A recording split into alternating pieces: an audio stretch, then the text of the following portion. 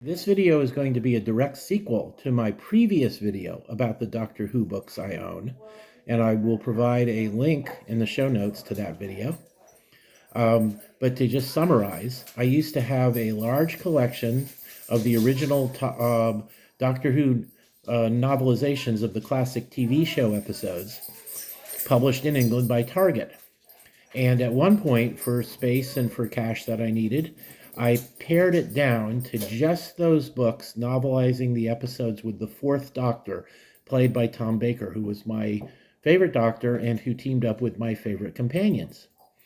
And during that video, it occurred to me, something that had occurred to me in the past, that I really should have kept the books novelizing the episodes of the last season of the Third Doctor, because that gets off to a good start with introducing the companion Sarah Jane Smith in the first episode of that season, Doctor Who and the Time Warrior, the first story arc. It was like a 4-part story. And then continued up to Planet of the Spiders, which shows us how that version of Doctor was fatally injured and had to regenerate into Tom Baker. So it provides a better connection, a cleaner start than this one. This is Doctor Who and the Giant Robot, the first Tom Baker story. And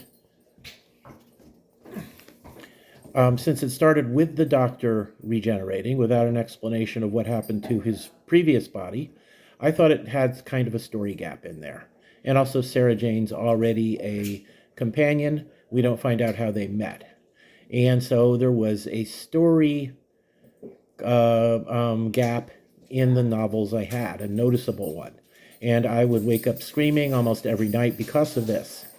And after doing the last video, I decided it was time to check eBay, discover that I could get some of these volumes for as little as $2.50 each, plus a little bit of shipping. And so I filled out my collection. So this, plus the one novelization from that season that I already had, which is Doctor Who and the Dinosaur Invasion, it means I now have the complete last season of the Third Doctor. So it starts with Doctor Who and the Time Warrior, which introduces Sarah Jane Smith, and it's a nice clean start to the storylines. Then they come back to modern London and find out it's been evacuated because dinosaurs keep appearing. And I had kept this one. Well, I'll explain that in a minute.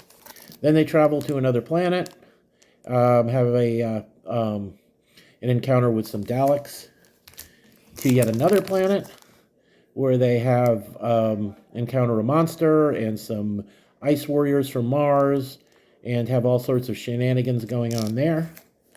And then intelligent spiders from another planet want to conquer Earth. And this ends, spoiler, with the Doctor, the version of the Doctor played by Jon Pertwee, being irradiated to the point of it being fatal, and so his body has to regenerate, and he becomes the Tom Baker Doctor. And that's where this one picks up. I suspect this one might have been a story idea created with Jon Pertwee in mind, since it is entirely on Earth and involves UNIT very heavily. But with the story right after that, they sent Tom Baker and Sarah and another companion into space in the TARDIS, and UNIT appeared much less frequently. In fact, I think after this, I can only think of 2 storylines right off the bat where UNIT reappeared again. So I now have expanded my Doctor Who collection to the point where it has a logical beginning and a logical end, where Tom Baker is injured, and I do have the first Peter Davison novel where he regenerates. And both those storylines involve the Master, the Doctor's arch enemy, as a villain. So I feel I have a definite ending and a definite beginning and a definite ending without any significant story gaps in there. Now the trouble is that even when I thinned out my original Target collection, and it was inevitable that I had to. I didn't have shelf space, and it brought a nice amount of money.